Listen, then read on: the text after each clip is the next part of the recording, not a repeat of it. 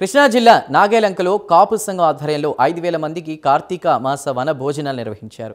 కాపు సంఘం అవనిగడ్డ నియోజకవర్గ అధ్యక్షుడు భోగాది సోమశేఖర్ ఆధ్వర్యంలో ఈ కార్యక్రమాన్ని చేపట్టారు. 6 మండలాల నుండి భారీగా కాపు సామాజిక వర్గ ప్రజలు హాజరయ్యారు. ముఖ్య అతిథిగా జనసేన ఎన్టీఆర్ జిల్లా అధ్యక్షుడు సామినేని ఉదయభాను హాజరయ్యారు. రాష్ట్ర కాపు సంఘం అధ్యక్షుడు సంకట లక్ష్మణరావు, 2 తెలుగు రాష్ట్రాల రాధారంగా మిత్రమండలి అధ్యక్షుడు బుల్లెట్ ధర్మారావు సహా పలువురు కాపు సంఘం నాయకులు పాల్గొన్నారు. ఇక నాగాయలంక రంగా సెంటర్లో ఉన్నటువంటి వంగవీటి మోహన్ రంగా విగ్రహానికి సామినేని ఉదయభాను నివాళులర్పించారు.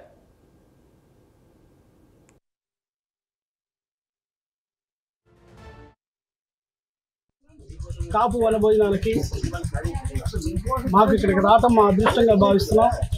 అలాగే ఈ యొక్క కార్యక్రమాన్ని ఇంత గొప్పగా చిత్రీకరించిన చిన్నారి యొక్క సభ్యులు అందరికీ పేరు పేరున ధన్యవాదాలు తెలుపుకుంటున్నాం. అలాగే మా యొక్క ఆశయాలు మొత్తం మా సోదరుడు చెప్పినట్టు మాకు విజయవాడకు కానీ లేదా మచిలీపట్నానికి కానీ వంగవీటి మోహన్ రంగా జిల్లా నామకరణం చేయాలి. ఇది పీవీఆర్ ఆంధ్రప్రదేశ్ రాష్ట్ర కాపునాడు నుంచి కోరుకుంటున్నాం. అలాగే మాకు రావాల్సినటువంటి విదేశీ విద్యా విధానం, అలాగే మహిళా సాధికారత, కాపులకు రావాల్సినటువంటి ఎన్నో కార్యక్రమాలు మాకు అందట్లేదు. కాపు కార్పొరేషన్లో నిర్విరామం అవుతున్నాయి. దీని గురించి మేము ప్రభుత్వాన్ని వేడుకుంటున్నాం.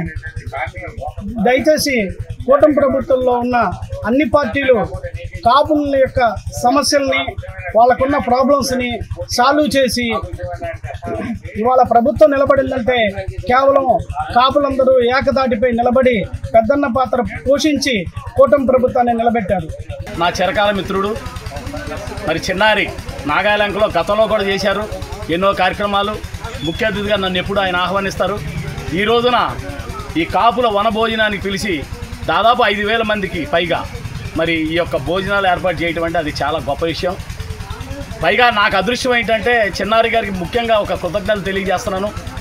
ఈ రోజున సభలో మన ఆరాధ్య దైవం కీర్తిశేషులు వంగవీటి మోహన్ రంగా గారి పేరు కృష్ణా జిల్లాకి పెట్టాలని ఎన్టీఆర్ జిల్లా జనసేన పార్టీ అధ్యక్షులు మా అన్నగారైన సామినేని ఉదయభాను గారికి ఈ యొక్క 5,000 మంది సమక్షంలో నేను ఆయనకి వినతిపత్రం ఇచ్చినందుకు నాకు అవకాశం కల్పించిన చిన్నారికి నేను ధన్యవాదాలు తెలియజేస్తున్నాను. ఎందుకంటే రంగా గారు ఒక కులానికి పరిమితం కాదు, ఆయన అన్ని కులాలకు చెందిన వ్యక్తి. ఎస్సీ, ఎస్టీ, బీసీ, బడుగు బలహీన వర్గాల ఆశాజ్యోతి మన వంగవీటి మోహన్ రంగా గారు. గతంలో హామీ ఇచ్చిన మేరకు బీసీ రిజర్వేషన్ సంబంధించిన అంశం కానీ, అదేవిధంగా ఈడబ్ల్యూఎస్ రిజర్వేషన్ సంబంధించిన అంశం కానీ ఒకటి కోర్టులో ఉంది, ఒకటి కేంద్రం ఉంది. దీన్ని సందర్భంగా రాష్ట్ర ప్రభుత్వ పెద్దలు దీని మీద ముందుకు వచ్చి తప్పనిసరిగా బీసీ రిజర్వేషన్ ఇస్తారా, ఈడబ్ల్యూఎస్ రిజర్వేషన్ ఇస్తారా, కోర్టు పరిధిలో ఉన్న అంశాలు ఏంటి, వీటన్నిటి మీద స్పష్టమైన వైఖరి రాష్ట్ర ప్రభుత్వం తెలపాల్సిన అవసరం ఉంది.